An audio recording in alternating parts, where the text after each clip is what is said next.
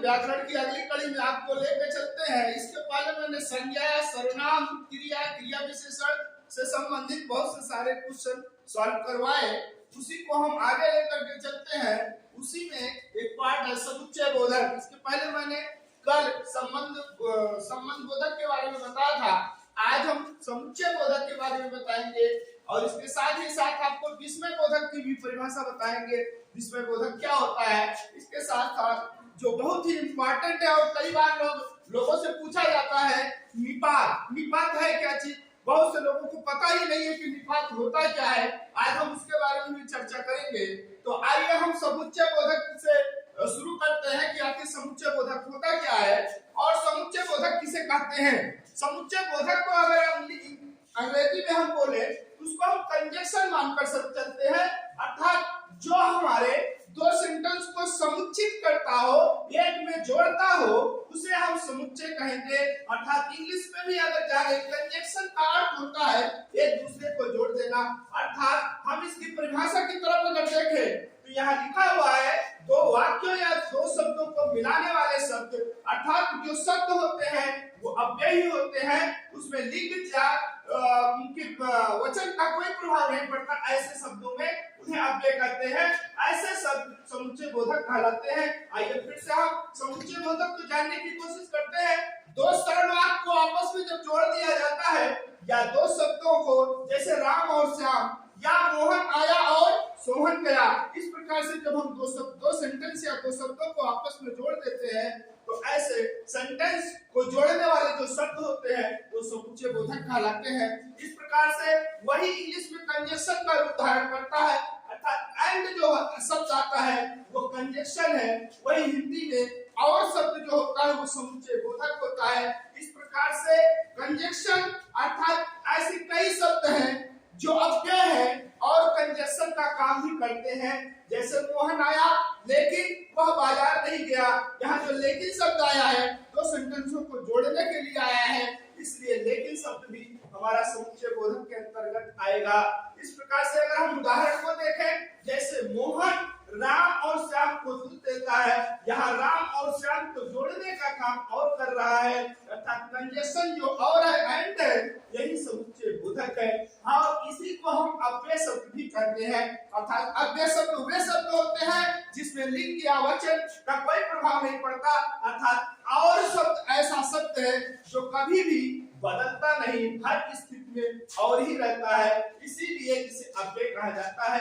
अर्थात अव्यय शब्द वे अव्यय शब्द जो दो सेंटेंस को आपस में जोड़ते हो या दो शब्द को आपस में जोड़ते हो, उसी को हम समुच्चय बोधक कहते हैं। इस प्रकार से हम कंजक्शन के और उदाहरण देखते हैं। जैसे कोई सेंटेंस दो सेंटेंसों को जोड़ना हो उसमें या शब्द लगाकर जोड़ते हैं। जैसे वह आया या गया, इस प्रकार से या शब्द जो दो सेंटेंसों को जोड़ देते हैं वो समुच्चय बोधक होता है।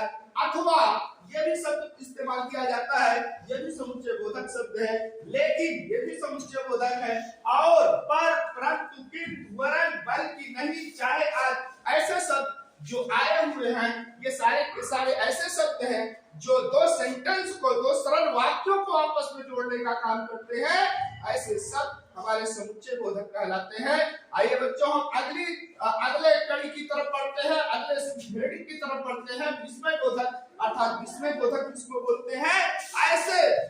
ऐसा सेंटेंस जो हमें आश्चर्य में डाल दे, जो हमें शौक को प्रकट करने के लिए बाध्य करे, ऐसे सेंटेंस जब आते हैं तो वो हमारे विस्मय बोधक कहलाते हैं।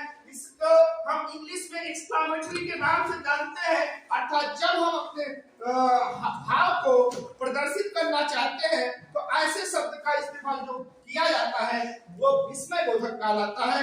जिस प्रकार से अगर हम कहें कि कोई लड़का रोड पर गिरा और उसी को हम देख कर कहें कि हाय वह गिर पड़ा, तो यहाँ हाय शब्द जो आया हुआ है वो एक्सक्लेमेटरी शब्द है जिसको हम विस्मय बोधक शब्द कह सकते हैं। इस प्रकार से ऐसे सेंटेंस जिसमें एक्सक्लेमेटरी यानी विस्मय बोधक शब्द आते हैं उसी को हम विस्मय बोधक कहते हैं।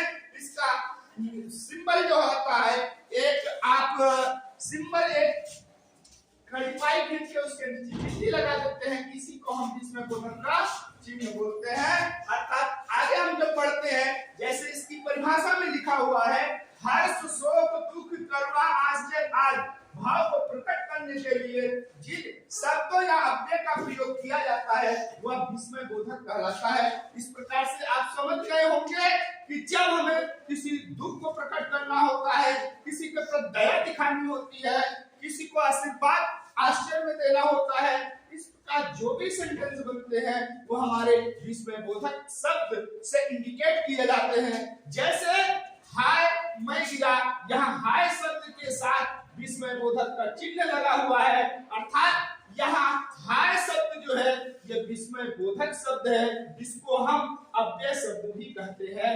इस प्रकार से बहुत सारे सेंटेंस विस्मय बोधक के बनते हैं और विस्मय बोधक का जो चिन्ह होता है वो ये है सिंबल, और ये हर सेंटेंस में जिस सेंटेंस में लगा हुआ हो वहां आप समझ जाइए कि वो विस्मय बोधक शब्द है और उसके लिए ये सिंबल लगाए गए हैं। अर्थात बच्चों आपने ये समझ गए होंगे कि विस्मय बोधक जो सेंटेंस होते हैं उसमें विस्मय बोधक का चिन्ह अवश्य लगा होता है। अर्थात विस्मय बोधक सेंटेंस को पहचानने, अर्थात विस्मय बोधक शब्द को पहचानने में आपको कहीं भी कोई परेशानी नहीं होगी।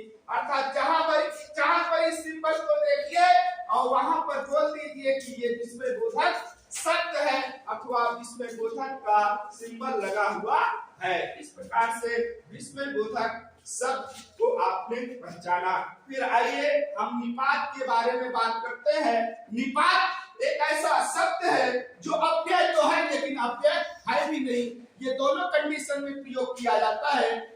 निपात की परिभाषा भी देकर आज हम समाप्त करेंगे। कभी अगर वक्त मिला तो निपात के बारे में और सारे डिटेल्स मैं आपको बताऊंगा, लेकिन निपात सिर्फ आपको डिफिनीशन या परिभाषा ही यहाँ पर बताकर मैं समाप्त करूंगा कि आखिर निपात होता क्या है। निपात को लोगों ने अव्यय माना या अव्यय नहीं है। अगर अव्यय की बात करें तो निपात अव्यय भी है और अव्यय नहीं भी है। जैसे कोई हम सेंटेंस या वाक्य लेते हैं उसमें लिखा हुआ हो कि इस बात को मूर्ख भी नहीं जानता, यहाँ एक सेंटेंस दिया हुआ है, इस बात को एक मूर्ख भी नहीं जानता है, तो यहाँ एक भी शब्द आया हुआ है, ये भी एक निपात है, ये कोई वर्ड नहीं है। अर्थात जहाँ को सो जो इस प्रकार के एक वर्ड के सेंटेंस ये यूज किए जाए वो सारे के सारे निपात ही कहलाते हैं। अर्थात हमने ये देखा ये सारे शब्द निपात है और अव्यय भी है।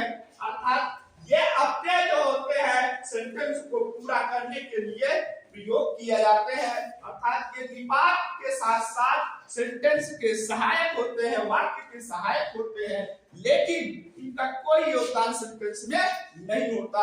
अर्थात केवल ये सहायक के रूप में ही प्रयोग किए जाते हैं। इस प्रकार से निपात के बारे में हमने देखा तो निपात अव्यय शब्द है। अर्थात इनका लिंग और वचन से के परिवर्तन के कोई परिवर्तन नहीं होता। अर्थात ये जैसे बने रहते हैं, चाहे वो स्त्रीलिंग में प्रयोग किए जा रहे हो या पुल्लिंग में, वो हमेशा एक जैसे ही प्रयोग किए जाते हैं, इसलिए ये अव्यय शब्द भी कहलाते हैं। अर्थात आपने निपात के बारे में भी देखा कि निपात शब्द कौन से हैं और समुच्चय बोधक और विस्मय बोधक के बारे में जाना।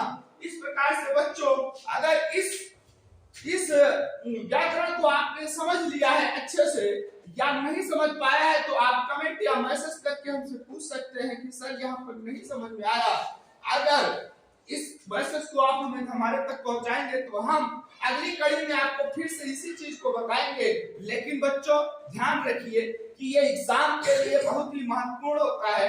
हर कंपटीशन में, हर नौकरी के एग्जाम में जहां तहां पूछ लिया जाता है और बच्चों की ये जानकारी अधूरी रहने के कारण वो गलत करके चले जाते हैं, जिसके कारण उनका क्वेश्चन गलत हो जाता है।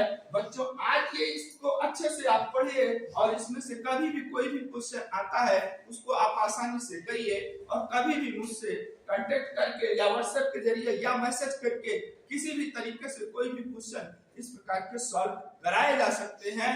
इस चैनल को सब्सक्राइब या लाइक कीजिए।